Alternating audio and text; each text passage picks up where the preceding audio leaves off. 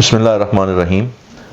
معزز سامعین و ناظرین، الحمدللہ مرکزی دارالعلوم محمدیہ غوثیہ بیرا شریف میں ان دنوں ہمارا ہفتہ تقریبات کلچرل ویک 2024 جاری ہے، اور ہر سال حضرت قبلہ پیر محمد امین الحسنات شاہ صاحب دامت برکاتہم القدسیہ سجادہ نشین آستانہ عالیہ بیرا شریف اور ڈاکٹر پیر ابو الحسن محمد شاہ صاحب الازہری زیدہ مجدہ وائس پرنسپل مرکزی دارالعلوم محمدیہ غوثیہ بیرا شریف آپ کی زیر نگرانی یہ تقریبات منعقد ہوتی ہیں، اور ان کا مقصد یہ ہے کہ وہ طلباء اور طالبات جو یہاں زیر تعلیم ہیں ان کو ایک وسیع ویژن جو ہے وہ بھی ان کا وسیع ہو، ان کے تجربات میں اضافہ ہو، اور مختلف ملک کے اطراف و اکناف سے علمی، ادبی، روحانی شخصیات آئیں اور آپس میں گیٹ ٹوگیدر ہو، ملاقات ہو اور ان کے تجربات سے ہم سیکھیں۔ تو اس اعتبار سے متنوع جو اس میں تقریبات ہوتی ہیں، تو آج ہمارے پاس ڈاکٹر ثناء اللہ الازہری صاحب آپ تشریف لائے ہیں، اور آپ صبح جو ہماری تقریب مقابلہ حسن تقریر عربی زبان کے اندر جو ایک سپیچ کمپٹیشن ہے اس کے اندر بطور منصف بھی فرائض سر انجام دیں گے، اور آپ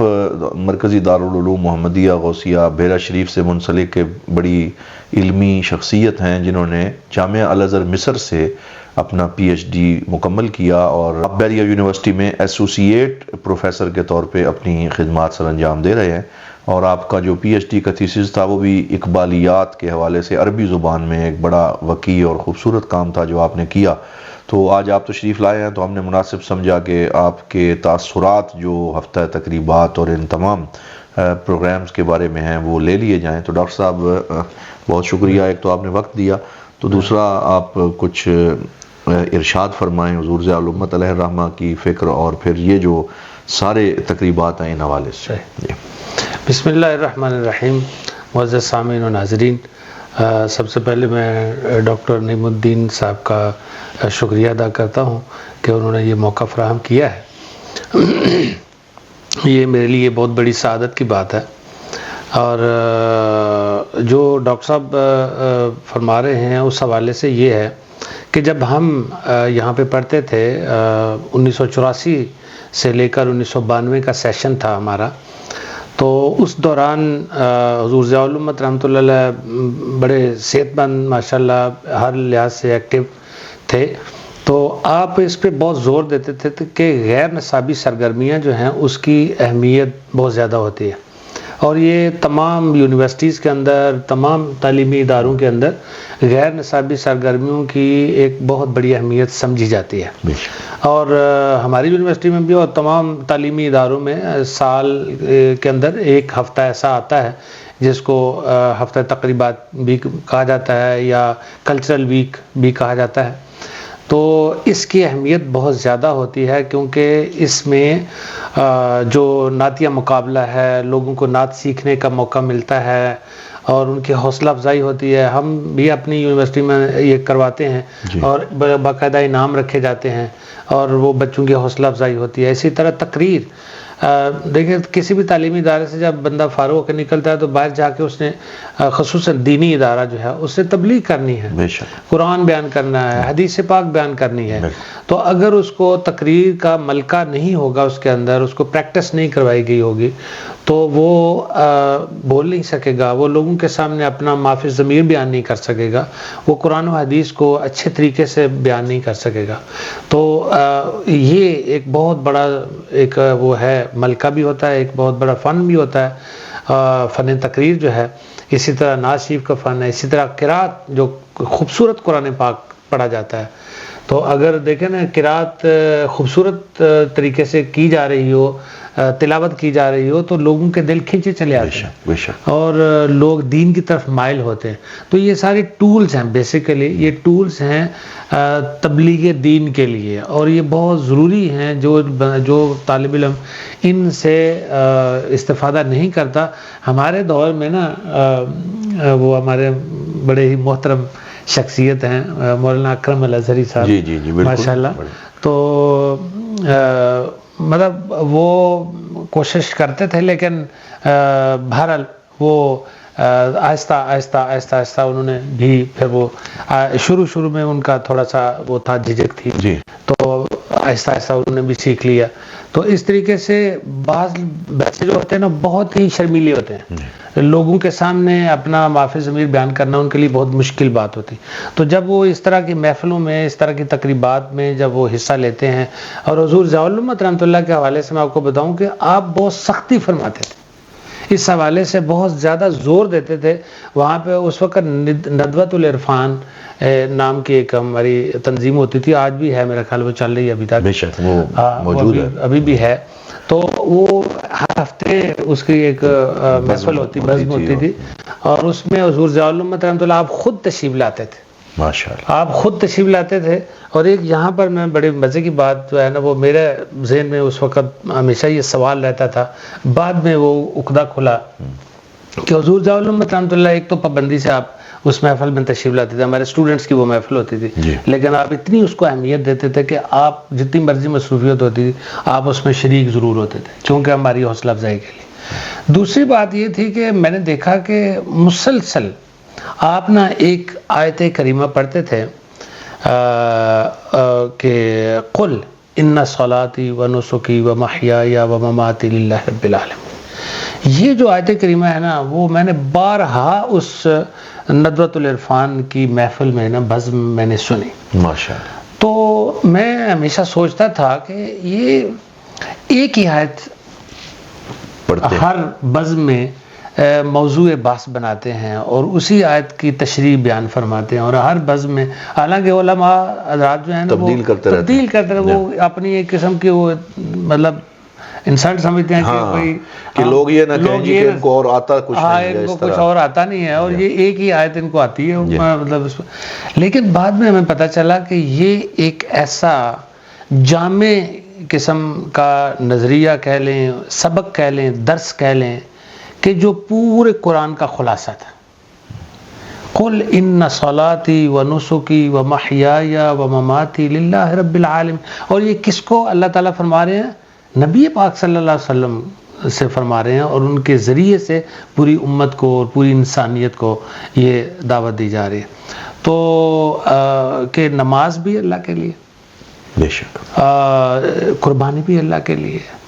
حتیٰ کہ زندگی بھی اللہ کے لیے اور موت بھی اللہ کے لیے. سبحان اللہ سبحان اللہ. یہ ایک جوہری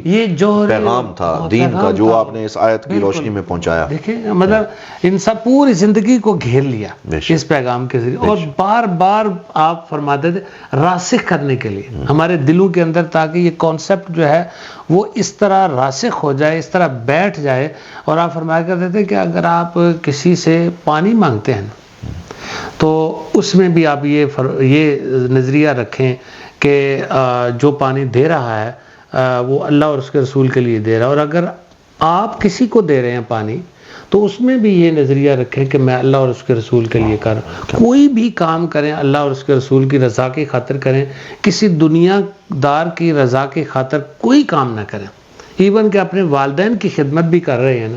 تو وہاں پہ بھی آپ یہی ذہن میں رکھیں کہ میرا اللہ راضی ہو جائے. ڈاکٹر صاحب بس کیونکہ ایک اختصار سے ہم چاہتے ہیں کہ بات بھی ہو جائے تو پیغام بھی پہنچے, تو آپ یہ بھی فرمائیے گا کہ جو ان دنوں مدارس کے طلباء ہیں, آپ نے بھی ایک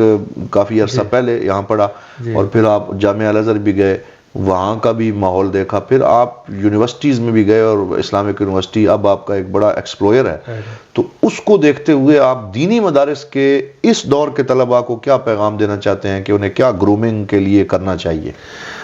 یہ پیغام تو ہم نے وہیں سے اخذ کیا, حضور ضیاء الامت رحمۃ اللہ علیہ کی پریکٹیکل لائف بھی ہمارے سامنے رہی. آپ کے شب و روز, آپ کی تعلیمی سرگرمیاں, علمی سرگرمیاں, تو اس حوالے سے جو آپ کا ویژن ہے نا جو اس ادارے کو بنانے میں, کہ آپ کی دونوں آنکھیں روشن ہونی چاہیے, بے شک دین اور دنیا دونوں آنکھیں روشن ہونی چاہیے, اور یہ دونوں سکلز آپ کے اندر ہونی چاہیے کہ جس سے آپ اپنا روزگار بھی چلا سکیں, تاکہ آپ کسی کی محتاج نہ بنیں, کسی کے سامنے ہاتھ نہ پھیلائیں. وہ دور گزر گیا کہ جب وہ جناب دینی مدارس ڈیپینڈ کرتے تھے, دینی مدارس کے طلباء کہ جی باہر سے کوئی آئے اور ہمیں دے جائے اور ہم وہ چلتے کرتے جائیں، صرف ایک خیراتی فکر جو ہے. اور جب وہ فارغ بھی ہو جاتے تھے تو پھر بھی ان کے ذہن میں یہی رہتا تھا کہ وہ کہیں سے 4 پیسے آ جائیں، کوئی ہماری جیب میں ڈال دے، مطلب کوئی اس طرح کی ڈونیشن آ جائے.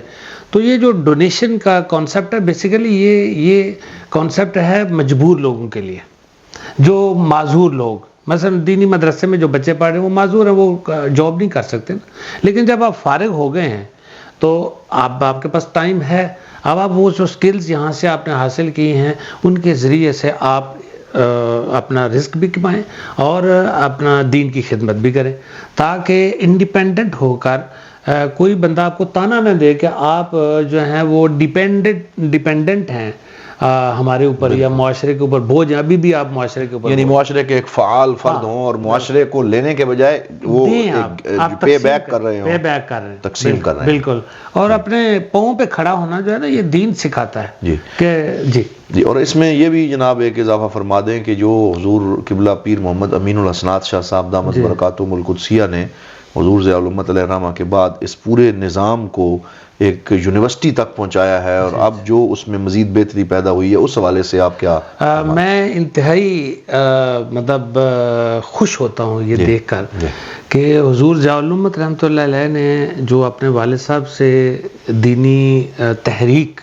ریسیو کی یا حاصل کی، اس کے بعد آپ نے جو اس کے اندر بہت زیادہ تبدیلیاں لے کے آئے، بے شک، اور وقت کے تقاضوں کے مطابق تبدیلیاں لے کر ہے. حالانکہ بہت سارے لوگوں نے مثلا جب انگلش آپ نے شروع کی پڑھانی تو لوگوں نے بڑی تنقید کی کہ لو جی دینی مدرسے میں انگلش یہ انہوں نے شروع کر دی ہے. پھر وہ ہم پہلے کھانا زمین پہ بیٹھ کے کھاتے تھے، زمین پہ صفیں بچتی تھی. 1984 میں جب میں داخل ہوا تو اس وقت زمین پہ کھانا لگتا تھا، تقسیم کرتے تھے بچوں کی، اسٹوڈنٹس کی ڈیوٹی لگی ہوتی تھی، وہ تقسیم کرتے تھے. اس کے بعد وہ ڈیسک آ گئے، لوہے کے ڈیسک آ گئے اور وہ تطور آیا. تو وہ مطلب ایک اچھا لگا ہمیں بھی، اور وہ ایک نا بڑا وہ خوبصورت سا منظر ہوتا تھا. وہ میس اس کا نام رکھا گیا اور اس کے اندر بیٹھ کے وہ زمین پہ کھانا، وہ بھی ایک سنت کے مطابق بڑا خوبصورت عمل تھا. لیکن وقت کے جو آگے مزید میں وہ بات وہی کہہ رہا ہوں کہ وہ تطور یا اس کے وہ جو ڈیولپمنٹ ہے، تو ڈیولپمنٹ ہوئی. اور وہ پھر اس کے بعد آپ نے بلڈنگ جو پہلے ایک کمرہ تھا، اس کے بعد یہ سارا دارالحدیث ہوتا تھا، وہ تھا دارالمطالعہ تھا، یہ جہاں پہ لائبریری تھی شروع پہلے جب حضور ضیاء الامت رحمۃ اللہ ہوتے تھے. تو یہ ساری خوبصورت بلڈنگ تھی اس وقت بھی، لیکن ڈبل سٹوری نہیں تھی، وہ سنگل سٹوری تھی. تو اب حضور پیر امین الحسنات شاہ صاحب قبلہ کا دور جب آیا تو آپ نے بھی اسی طرح وقت کے تقاضوں کو مد نظر رکھتے ہوئے اس ادارے کو یونیورسٹی تک لے گئے. بے شک. یعنی حضور ضیاء الامت رحمۃ اللہ علیہ نے وہ ایک سادہ سا دینی مدرسے کو یونیورسٹی گرانٹس کمیشن سے ساری ڈگریاں منظور کروائیں، اور وہ یہاں سے فارغ التحصیل جو اسٹوڈنٹ نکلتا تھا وہ ایم اے عربی اسلامیات بے شک پاکستان کے تمام اداروں میں وہ مانا جاتا تھا. باقاعدہ آپ نے اس کو ایکویلنس کروایا اپنی ڈگری کا. تو آپ فرمایا کرتے تھے کہ ہمارے ادارے سے فارغ التحصیل جو بچہ ہوگا اس کے پاس ساری کی ساری بورڈ کی ڈگریز ہوں گی، تاکہ اس کو کل کو کہیں ملازمت کرنے میں دقت پیش نہ آئے. خودداری عزت نفس کے ساتھ، ہاں، کہ وہ اپنا روٹی روزی کا بندوبست کر سکے اور دین کی خدمت جو ہے وہ بڑے اچھے انداز سے اور عزت نفس کو برقرار رکھتے ہوئے وہ دین کی خدمت کر سکے. اور یہ ہم نے دیکھا ہے کہ ہمارے بہرشیف کے جو فارغ التحصیل علماء، بعض لوگ اس کو نیگیٹو بھی لیتے ہیں کہ یہ بڑے وہ ہوتے ہیں، مطلب کہ جی ان کے اندر